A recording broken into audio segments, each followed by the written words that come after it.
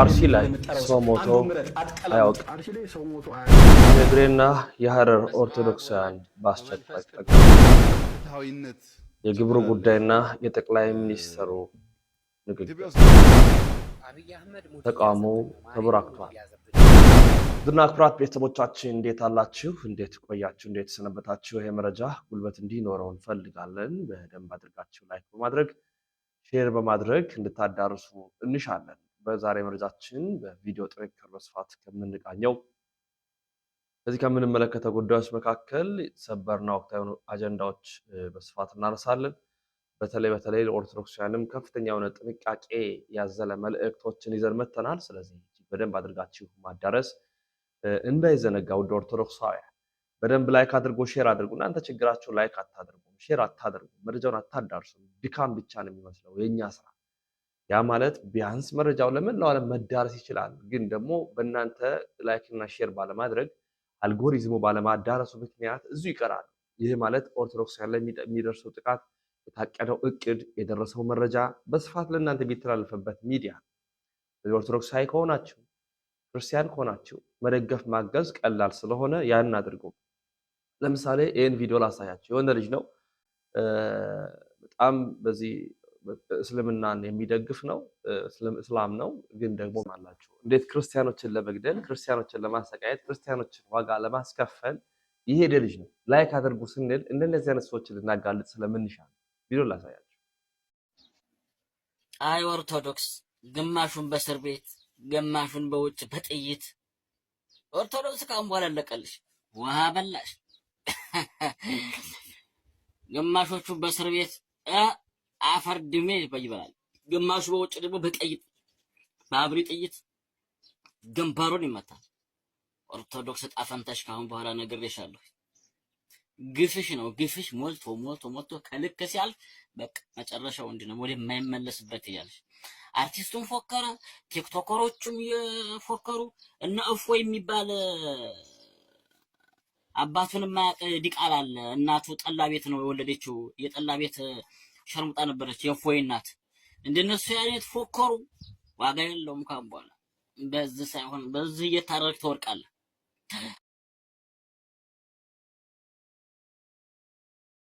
በቃ እንዲደርስ አይ ኦርቶዶክስ ብሎ አንድ ተራ ሰው እንደሚያናገር ግፍሽ በስቷል፣ አንለቅሽም፣ እንዲናረግሻለን እያለ ይናገር። ሌላ ወሊሶ ማርያም ላይ ፍትህ የሚጠይቁ ኦርቶዶክሳውያን ታስረዋል።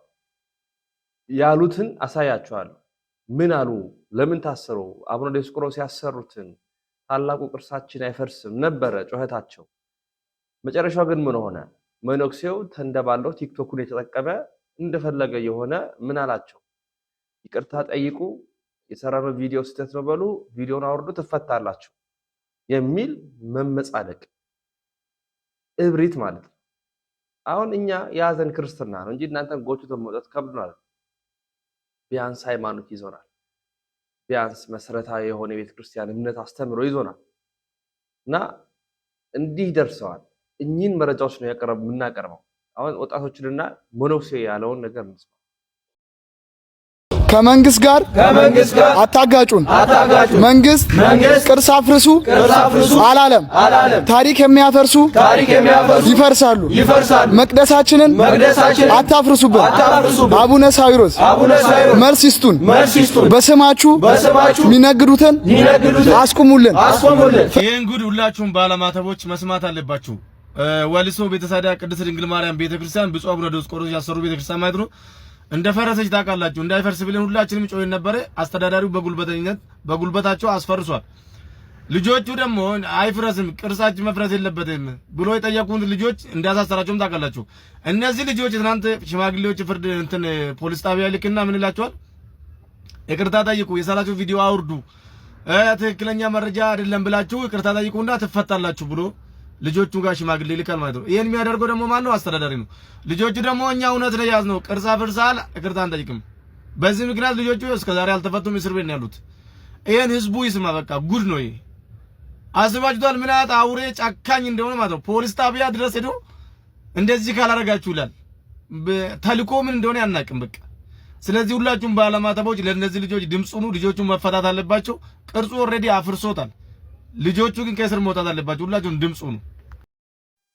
እኚህ ወጣቶች ናቸው ዛሬ ተለቅሞ እስር ቤት ታጉሮ ያሉት በአንድ መነኩሴ ትእዛዝ ማለት ነው። አቡነ ሳዊሮስ አያውቁም? በደንብ ያውቃሉ። ያወቁ ነው ዝም የሚሉት። ታችን ስናመራ እውነትን ፍለጋ ልካል። ሰራዊት ፍቅሬ 11 ሚሊዮን ብር የሚያወጣ ሌክጀሪ መኪና ፊንቴክ ኢንቨስትመንት እኔንም አጭበርብሮኛል አለ በአፉ። ካሶንጎ የሚባል እንስሳ አለ፣ ከርከሮ። በእርግጥ ስሙ ካሶንጎ አይደለም፣ እነግራችኋለሁ ስለ ካሶንጎ። ይሄ እንስሳ ዱሩ ውስጥ ካሉ እንስሳዎች ሯጭ ከሚባሉት አንዱ ነው። የሆነ ኢንጂን ፓወር የተገጠመለት እንስሳ ነው የሚባለው። ጭሮ ነው የሚነሳው፣ ማንም አይደርስበትም። ችግሩ ምን መሰላችሁ? አንበሳም ሆነ ነብር ከኋላ እያባረረው እየሮጠ ድንገት የሚሮጥበትን ዓላማ ይረሳና ይቆማል። ያን ጊዜ በሚያባርሩ ጠላቶቹ ይያዛል። እንደዚህ ነው የሆነው። እነዚህ ሰዎች ሰብሰብ ብለው ፊንቴክ ኢንቨስትመንት ትክክለኛ ካምፓኒ ነው፣ ትክክለኛነቱን ስላወቅን ነው እኛ ማስታወቂያ የሰራንለት ብለው መስሪያ ቤቱንም ራሳቸውም ነፃ ሊወጡ እግረኛው ሚዲያ ላይ ቀረቡ።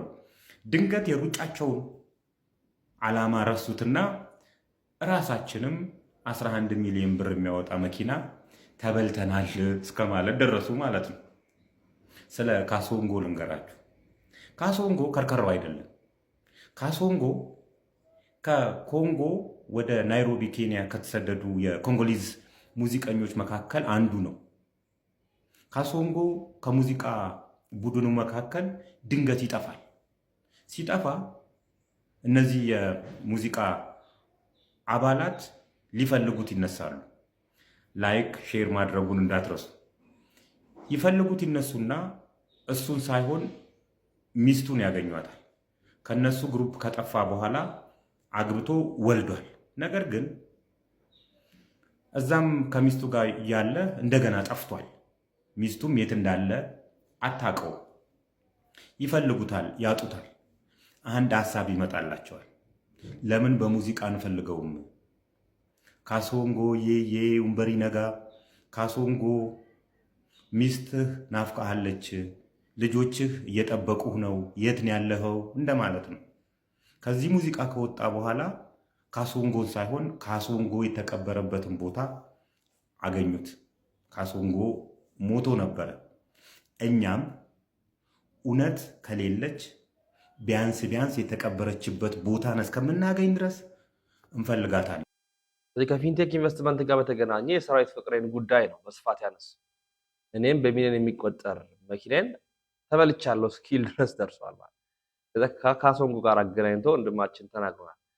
ድምፅ እንሆናለን፣ ግን በራችንን ዘግተን ስራ መስራት አለብን እንጂ ድምፅ መሆን የለብን የሚል አለ ወንድማችን። ድምፅ ስለመሆን አይደለም፣ ድምፅ መሆንም አልፈልግም፣ ሌሎቻችሁም እንድትሆኑ አልፈልግም ወይም ደግሞ አልጠይቅም። ድምፅ መሆን ምንም አይነት ትርጉም የለውም። እባካችሁ ኦርቶዶክስ የሆናችሁ ይሄንን ቪዲዮ ረጋ ብላችሁ አድምጡኝ። ምንም የሚያስቸኩል ነገር የለም፣ ምክንያቱም ከዚህ በላይ የሚመጣብን ነገር ስለሌለ። ስለዚህ እባካችሁ በእርጋታ ተከታተሉኝ። ይኸውላችሁ አሁን እኛ ለምሳሌ በየሚዲያው ወጥተን እንደዚህ ተደረገ ማለት ከዚህም በፊት የሰራሁት ቪዲዮ ላይ ነግሬያችኋለሁ።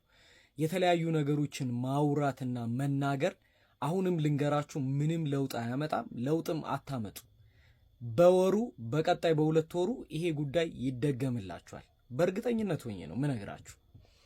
ታዲያ ምንድን ነው መፍትሄው? ምንድን ነው አሸ እያቀረብክልን ያለው የሚለውን ነገር ካላችሁኝና ካደመጣችሁኝ፣ ካልናቃችሁኝ ግን ልንገራችሁ። ይኸውላችሁ በ99 በ2000 ኢቭን ከ97 ጀምሮ ባለው ጊዜ ላይ ሰንበት ትምህርት ቤት ላይ ይሄንን ከ20 ዓመት በኋላ እንደሚከሰት ምናልባት ደብረ ድራስ ፍሬ ሃይማኖት ላይ ያላችሁ ሰዎች ታውቃላችሁ። ሰንበት ተማሪዎች፣ ምእመናት፣ አጠቃላይ ወይራና ቤተላካ ያላችሁ ምእመናን ታቁኛላችሁ። እኔንን ይሄ ነገር እንደሚከሰት በሰንበት ትምህርት ቤቶች ማደራጃ በማህበረ ቅዱሳን ስንናገር ነበረ፣ ለማህበረሰቡም ስናስተላልፍ ነበረ። ይሄ የ20 ዓመት እቅዳቸው ነው፣ ከ20 ዓመት በኋላ እዚህ ጋር ይደርሳሉ የሚል እነዚህ ነገሮች ስንናገር ነበር። ይሄ ብቻ አይደለም፣ በኢኮኖሚ እንዴት ለማዳከም እንደሚሰራ። ይሄ ብቻ አይደለም፣ አጠቃላይ ይሄንን ቤተክርስቲያን ሽባ ለማድረግ ከራሳችን ከአደረጃጀት ጀምሮ እንዴት እንደሚሰራ ስንናገር ነበር። የዛኔ ሁሉም ምዕመን ከንፈሩን ሲመጥ ነበር። ግን ምንም ስራ አልሰራንም።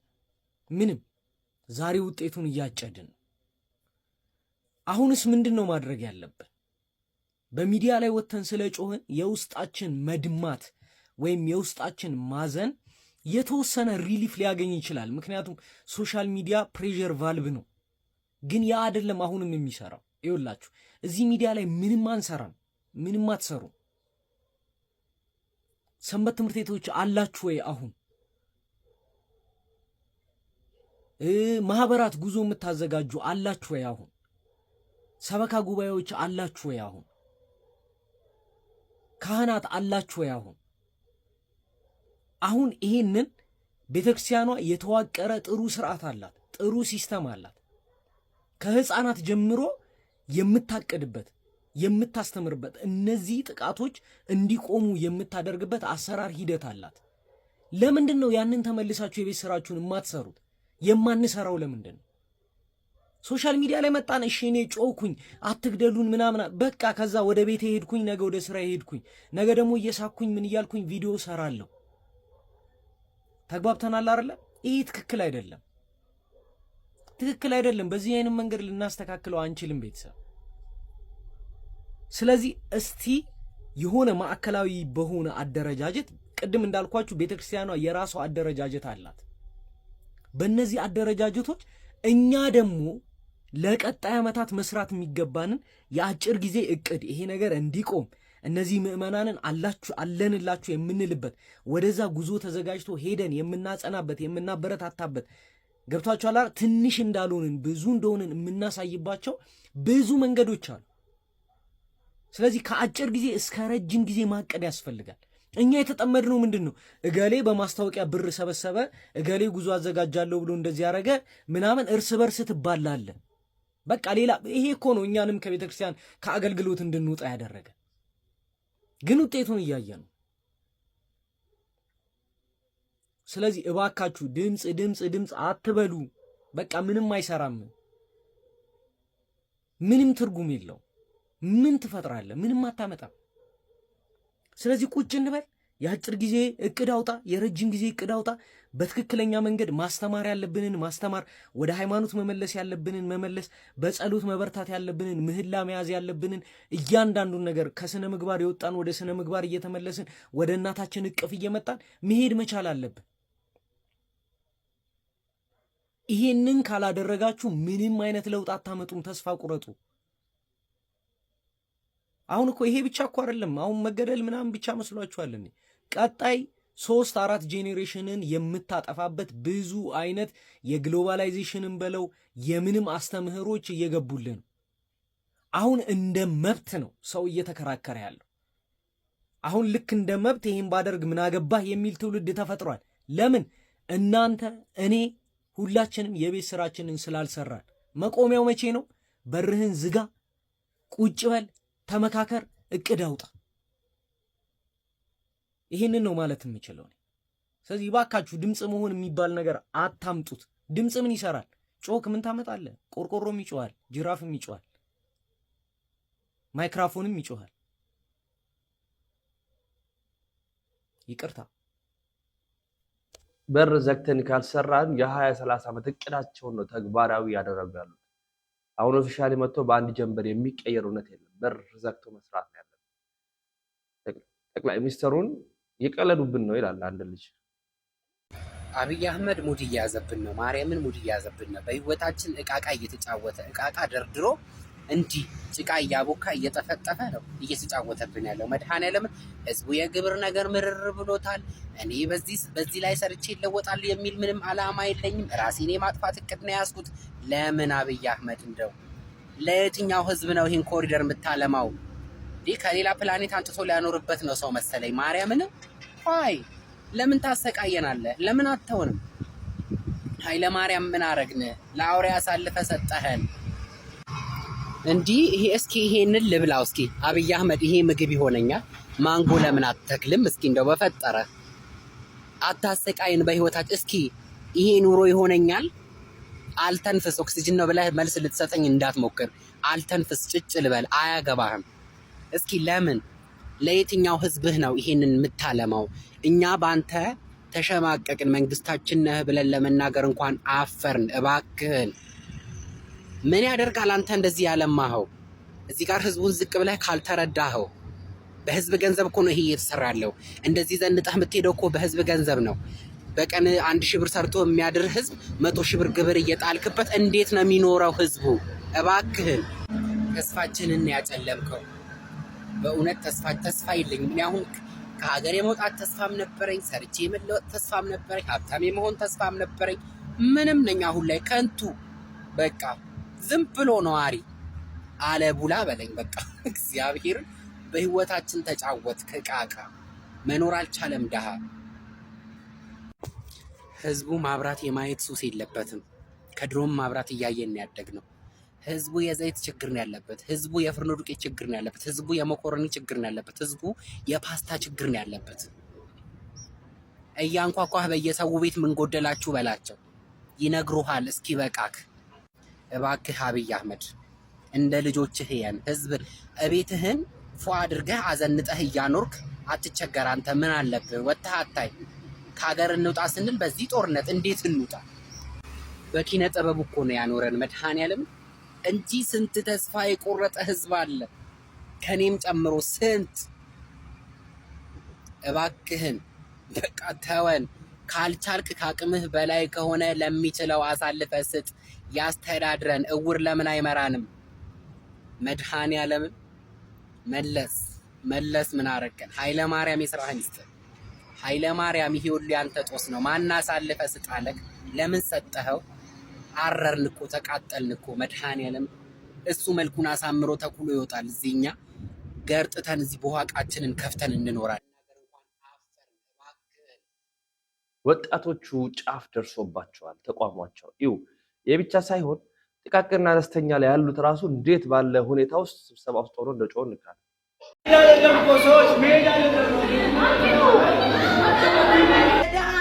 ለመንግስትም ጥሩ አይደለም መንግስትንም ደግሞ የመረጥነው እኛው ነን እንዳባል ያስቀመጥነው እኛው ነን ስለዚህ አሁን ምርጫ አልፈዋል ከዚህ በኋላ ምርጫ አይመጣም ብላችሁ ካላችሁ እኛ መንግስታችንን እንወደዋለን መንግስት ከላይ ምሰራ ሌላ እዚህ ጋር ምሰራ ሌላ እኛ ደግሞ ባት አንችልም ስለዚህ ይሄንን እንዴት አድርገን ነው የባትን የምንገብረው እስኪ ለእናንተም ጥያቄ ይሁን ለእኛ ብቻ ሳይሆን የቤት እመቤት ስራ ያጣች ወጣቱ ስራ ትናንትም ነበር ውይይቴ ትናንትም ወጣቱ ያን የእናንተ መሰብሰቡ ስላልተመቸ ነው ጥሎ ሄዶ በትንሽ ሰው ነው የተወያየሽ እያየው ነው እኔም መጥቼ ነበር ትናንት ስለዚህ ሰው ልጅ የፈጠረው ፈጣሪው ሲፈጥረን አዙሮ ለማሰብ ነው ወደፊት ለማሰብ አይደለም እኛ ለራሳችን ተጨንቀናል እኔ እዛን ቀን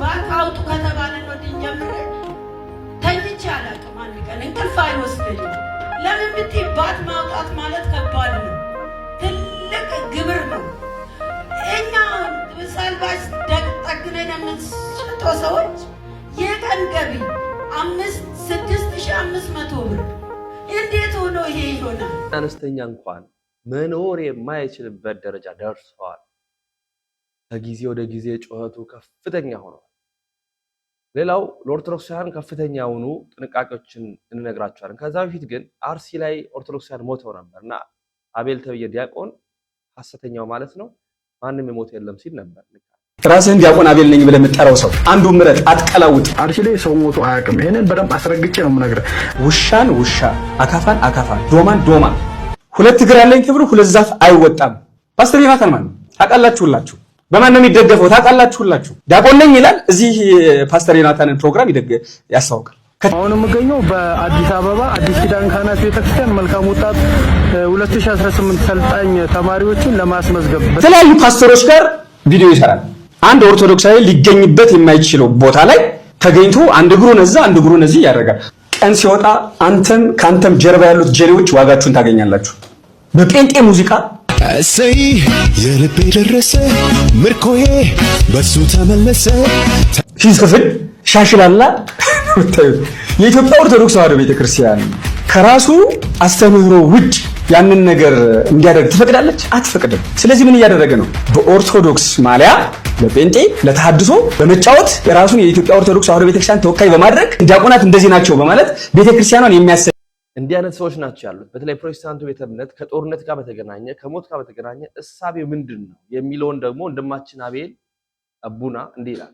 አገር ውስጥ ከተቀሰቀሰው ጦርነት ጋር ተያይዞ ወደ ጴንጤው ሰፈር ኤክስፔክት የምናደርገውን ነገር ለመናገር ነው። ያው ራሳቸውን ነብይ ያሉ የሚጠሩ ሐሰተኛ ጠንቋዮቻችን ወጣ ብቅ ብቅ ይሉና ስለ ጦርነቱ ትንቢት ይነግሩናል። ያው ብዙ ጊዜ የሚነግሩን ደግሞ ትንቢት ኃይል ላለው ስልጣን ላለው ሹመት ላለው የሚያደላና ያዘነበለ ነው። ምክንያቱም ሐሰተኛ ነቢያት ሁልጊዜ ጥቅም አሳዳጆች ስለሆኑ ሊናገሩ የሚችሉት ትንቢት እነሱ ከሚጠቀሙበት ነገር አንጻር ነው። ያው እግዚአብሔር ስለማይናገራቸው ማለት ነው። ከዚህ ጋር ተያይዞ የሀገር ስለ ጦርነቱ ትንቢቶች መስማት ትጀምራላችሁ። እኔ ያው ትንቢት አይደለም የምነግረው ኤክስፒሪየንሴን ሼር ማደርጋችሁ። ቪዲዮ ግን አይተው ባይናገሩና ዘም ቢሉ ተሳክቶልናል ቀድመን ስላስጠነቀቅናቸው የሚለውን ግምት እንወስዳለን። ያው እነሱ ግን ወደ ላይ እግዚአብሔርን አይፈሩም፣ ወደ ጎንና ወደፊት ደግሞ ሰውንም አያፍሩም። ስለዚህ መናገራቸው አይቀርም። ስለዚህ የዚህ ቪዲዮ ዋና መልእክት ምንድን ነው ካላችሁ እነዚህ ሰዎች ከልባቸውና ከኪሳቸው መልእክት ብለው የሚናገሩትን ነገር ስትሰሙ ልባችሁንም ሆነ ጆሮዎቻችሁን እንድትጠብቁ ነው። ኢትዮጵያን ሰላም ያደርግልን እግዚአብሔር፣ ህዝቦቿን ምድሪቱን ደም ከመፋሰስና ሌላው ይጠብቅልን። የእነዚህ ሰዎች ትተን በሐረርና በድሬ ያሉ ኦርቶዶክሳውያን በጣም ጥንቃቄ ማድረግ እንዳለባቸው አንድ መረጃ ወጥቷል። አስቸኳይ ጥንቃቄ። ይሄ ላይክ አድርጉ፣ ሼር አድርጉ፣ ይዳረስ። እዛ ላሉ ኦርቶዶክሳውያን ከፍተኛ ጥንቃቄ ያስፈልጋል። ምንድን ነው እሱ? በስመ አብ ወወልድ ወመንፈስ ቅዱስ አሐዱ አምላክ አሜን። ሐረር ዙሪያና ድሬዳዋ አካባቢ ያላችሁ ህዝበ ክርስቲያን ኦርቶዶክሳውያን እያደረሳችሁ ያለውን ኪሳራ ጥፋታችሁን ለመንገር ነው የገባሁት እና እዛ አካባቢ ያለውን ደግሞ ሴራ ለማፈራረስ ማለት ነው። የሚደረገውን የሚደርስባችሁን በደል እየሰማን ግን ለዛ በደል የመጀመሪያው ተጠያቂ እናንተ ናችሁ። በደል ከሚያደርሰው አካል በፊት የመጀመሪያ ተጠያቂ እናንተ ናችሁ። በተለይ በዓል ሲደርስ የሚደርስባችሁ በደል ይሄ ነው የሚባል እንዳልሆነ ነው የሰማን። ምንድነው በዓል ሲደርስ የኛ በዓል አከባበርም የታወቀ ነው። ደስ ብሎን እንድንውል ከቤተሰብ ጋራ ብለን የተለያየ ነገር እናደርጋለን። የተለያዩ እርዶች፣ በጎች፣ ከብቶች፣ ዶሮዎች ምናምን ይገዛሉ። ይሄ ነገር የሚቀርብላችሁ ከሐረር ከሚገኙ የሌላ ሃይማኖት ተከታይ ገበሬዎች ነው የሚመጣና የሚሸጠው። እናንተ ጋር ሲሸጥላችሁ በጣም በከፍተኛ ዋጋ ነው የሚሸጥላችሁ። እንደዛ እንኳን እየተሸጠላችሁ እነሱን ነው ፈልጋችሁ የምትገዙ። በዛው ልክ ግን ያን ያህል እንኳን ባይሆን ማለት ነው በተመጣጣኝ ደረጃም ቢሆን የነዛን ያህል ቁጥር ያለውን ባይሆን በተወሰነ ደረጃ ቁጥር ያለው ኦርቶዶክሳዊ ነጋዴ አለ። ወጣቶች ተሰብስበው ዶሮ ሁሉ እያረቡ የሚሸጡ አሉ። እነዛን እንደማበረታታትና ኦርቶዶክሳዊ ነጋዴ ያለበት ድረስ ገብታችሁ ከሱ በግና በሬ ዶሮ እንደመግዛት እሱን ትታችሁ ከሐረር የሚመጣውን ሌላውም እሱ ብቻ አይደለም በከፍተኛ ዋጋ እያመጣ የሚሸጥላችሁን ነጋዴ እሱን ታደልባላችሁ። ከዛ በኋላ የመጀመሪያውን በዓል አክብራችሁ ተበድራችሁ አክብራችሁ የመጀመሪያውን በዓል ከየትም ከዘመድ አዝማድ ተበድረ በግና ዶሮ አርዳ አክብረ ይሄንን ብድር ሳትከፍል ሌላ በዓል ይመጣባል። ለዛ ትበደራል። እንደዛ እያለ የህብረተሰቡ ኢኮኖሚ ደቆ እዛ አካባቢ ያለ ኦርቶዶክሳዊ ነጋዴ እንዳይሸጥ ሆኖ ቢሸጥም የሚገዛው አጥቶ ሌላው ደግሞ የሚሰራበት እዛ አካባቢ ያለ ነጋዴ ደግሞ የሚሰራበት ሌላ በደል ምንድነው የተነገረን? እንደዛ እንኳን ዶሮ ለምሳሌ የተወሰኑ ወጣቶች አሉ ተሰባስበው ዶሮ ማርባት ጀምረው ነበር። የነሱን ዶሮ እነዛ ነጋዴዎች እዛ አካባቢ አሉ የተባሉ ተቆጣጣርን የሚሉት ጊዜ ወጣልን የኛ ነው ፀሐዩ ዘመኑ ብለው የሚያስቡት መጥተው የነሱን ዶሮ ሰብስበው ይገዟቸውና ከዛ አዙረው ለህዝበ ክርስቲያኑ በውድ ዋጋ ይሸጡለታል። እንዲህ አይነት ሴራ እየተደረገባችሁ ነው። ንቁ፣ አስተካክሉ። የራሳችሁን ነጋዴ የራሳችሁን ቢዝነስ እየተፍጨረጨሩ ያሉ ወጣቶችን ደግፏቸው፣ እርዷቸው። እነሱ ሲያዘጋጁ ሲሸጡ ግዟቸው፣ በውድ ዋጋም ቢሆን ከዛ እንኳን እየመጣ በውድ ዋጋ የተሸጠልን ነው። የራስን ወገን ምን አለ ብትረዳው? የራስን ኦርቶዶክሳዊ በክርስቶስ አንድ የሆንከው ወንድምን ለምን አትረዳውም? ምን አደረገ? ምንድነው የበደላችሁ? ስለዚህ እዛ አካባቢ ያላችሁ ኦርቶዶክሳውያን አንደኛ ቢዝነስ መጀመር የምትችሉ ብቻህን ካልቻልክ ተባብረ ከወንድም ጋር ቢዝነስ ጀምር። ከብት ማርባቱንም ይሁን በግም ይሁን ዶሮም ይሁን በዓል ሲመጣ ሌላ እያመጣ ላይ ጫና እየፈጠረ እያተረፈብህ አይሂድ። አርቡ እናንተ አዘጋጁ። ከዛ በኋላ ደግሞ ህዝበ ክርስቲያኑ እየሄድክ እነሱን ግዛ፣ አሳድጋቸው። የራስ ልጆች ናቸው፣ ወንድሞች ናቸው። በክርስቶስ አንድ የሆንክነ በደሙ የተዋሃደ ወንድም ነው። እንዴት ነው እንደዚህ በጠላትነት መተያየት? እና ባካችሁ እንዲህ አይነት ሴራ አለ። ሴራውንም አክሽፉ፣ እርስ በርሳችሁም እደጉ። አለበለዚያ የሸማችሁም የእናንተም ኢኮኖሚ ደቆ በብድር እየኖራችሁ ነጋዴውም ንግድ እንዳይነግድ ሆኖ ቢዝነሱን እየዘጋ ሌላ ሰው እያደለባችሁ ሌላ የምታደልቡት ደግሞ ጊዜ ሲወጣለትና ቀን ሲያገኝ መጥቶ አንተኑ ራሱን ችግር እየፈጠረብህ መስራት አለብን። አለበለዚያ ዋጋ የምንከፍል ነው። ከግብር ጋር በተገናኘ ያለውን መረጃ የጠቅላይ ሚኒስትሩ እናል ግብር ፍትሃዊነት ችግር አለ የተባለው ኢትዮጵያ ውስጥ ግብር የለም። ባጭሩ ኢትዮጵያ ውስጥ ግብር አለ ብላችሁ እንዳታስቡ። እኛ ግብር የምንሰበስበው 6-7% ነው ከጂዲፒያችን። እዚህ ኬንያ የምንሰበስበው 15% ነው። ከግማሽ በታች ነው የምንሰበስበው። ደቡብ አፍሪካ 24% ነው። ሞሮኮ 32% ነው። አፍሪካ ውስጥ ግብር የማይሰበስብ መንግስት ካለ የኢትዮጵያ መንግስት ነው።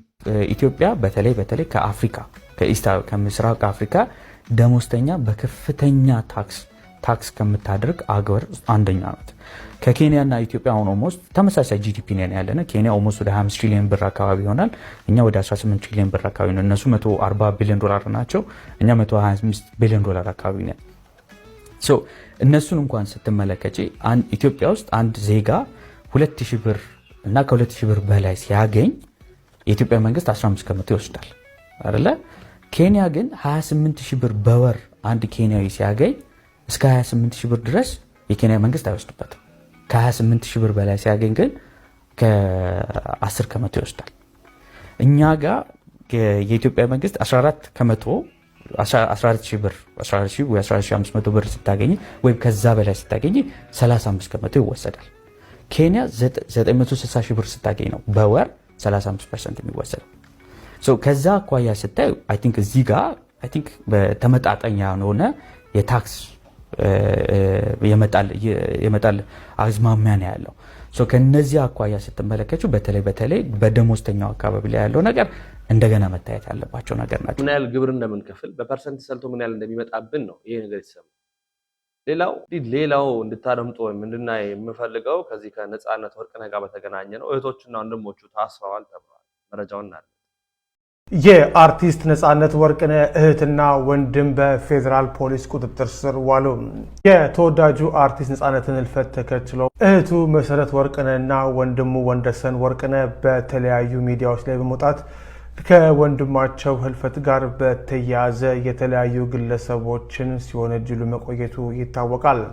ይህን ተከትሎም መሰረትና ወንደሰን ዛሬ ከመኖሪያ ቤታቸው በፖሊስ ቁጥጥር ስር የዋሉ ሲሆን በአሁን ሰዓት ላይ በፌዴራል ፖሊስ ቁጥጥር ስር እንደሚገኙ የቤተሰብ ምንጮች ለዛሀበሻ ገልጸዋል። የነጻነት ወርቅነህ ባለቤት እናቷ እንደዚሁም ደግሞ የቅርብ ጓደኛው የሆነው አስናቀ ከነዚህ በነጻነት እህትና ወንድም ከፍተኛ ዘመቻ ከተከፈተባቸው መካከል የሚጠቀሱ ሲሆኑ አሁን የፌዴራል ፖሊስ በቁጥጥር ስር ያዋላቸው በማህበራዊ ሚዲያ በሐሰት የሰዎችን ስም አጥፍተዋል፣ የሰው ህይወት እንዲበላሽ አድርጓል በሚል እንደሆነ ሰምተናል። ጉዳዩን እየተከታተለ ወደ እናንተ እናደርሳለን። ስም ማጥፋት ላይ ነው ዘመቻ ከፍታቸዋል በሚል የታሰሩት። ሌላው ከእስልምና እና ከፕሬዝዳንት ጌታችን ኢየሱስ የማረካቸው አሜሪካውያን እንካተላቸው። My name is Justin. My baptismal name is Gabriel Medin, and my background is pretty sordid. But our family was baptized along with my wife and our 2 daughters on Pentecost of 2023. So thank God the priest who baptized us became Samuel's godfather. We could talk about that, but yeah, we essentially I had studied the church for probably once we became aware of the Orthodox Church. I began to study it pretty intensely for probably 4 to 5 years. So really making sure that it was the right move and that we knew what we were fully getting into. So we really took our time. We would visit parishes. When we were in Las Vegas, we would visit like the Russian church, and then we'd visit the Ethiopian church. And just through the studies and having a deep love for the Tawahedo church, as we learned more, it was very obvious to me and my wife that we had to pursue baptism, Yeah. So you are in the church as a family. Mm-hmm. That is beautiful. How was life like before you joined the church community? Before you got baptized? Yeah, so my wife and I had met, and she was a Protestant. I had actually, when I was a much younger man, I had converted to Islam. Yeah, and so basically, after meeting her, we had both kind of fallen away from really being serious about our faith. And as the kids were getting older, it became like, kind of obvious. I was like, well, we have to, we should join a church for their sake, right?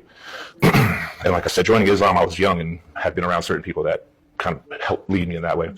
So as the kids were getting older, her and I would talk, and it's like, okay, we owe it to our kids to find, if not the true church, the truest church. Yes, right. And strangely, like a lot of people, we had never even heard about the Orthodox Church our whole lives, my wife and I. When we thought of Christians, like many people, we only thought Protestants and Catholics. So literally one day I was sitting there, and I'd always been a fan of Bob Marley's music and stuff like that, knew a little bit about, the Rastafarians. But I was sitting there one day kind of researching, and I just said, well, what church was His Majesty, who the Rastafarians worshipped? And I literally didn't know. And at that point, I was probably in my early 30s, I'd say, and maybe mid 30s. And on YouTube, I came across a video of the priest who baptized Bob Marley, Berhane Selassie. And my mind was kind of blown because I'd never heard of it. I didn't know anything about it. So I started to look into it, and I'm like, where has this been all of our lives? And I remember getting very excited, and I went into our room and woke my wife up at probably 12 o'clock at night. And I'm like, hey, there's this church called the Orthodox Church. And she's like, what is that? So I'm like, yeah. And it turns out, even Bob Marley was baptized into it. And there's this priest who went to Jamaica and baptized a bunch of the Rastafarians. And they sent the church out here. And then there's the Russian Orthodox. And all these things were like, for the first time, like we're seeing Christians, men who grow their beards, women who keep their heads covered. And it was like it had been hidden from us our whole life. So we both just started to study. And it was like, well, one night I had a dream.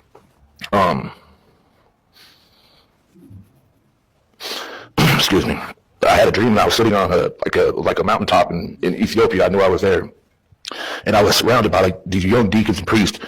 And Samuel and his sister were kind of playing, and there were of all things like some baboons.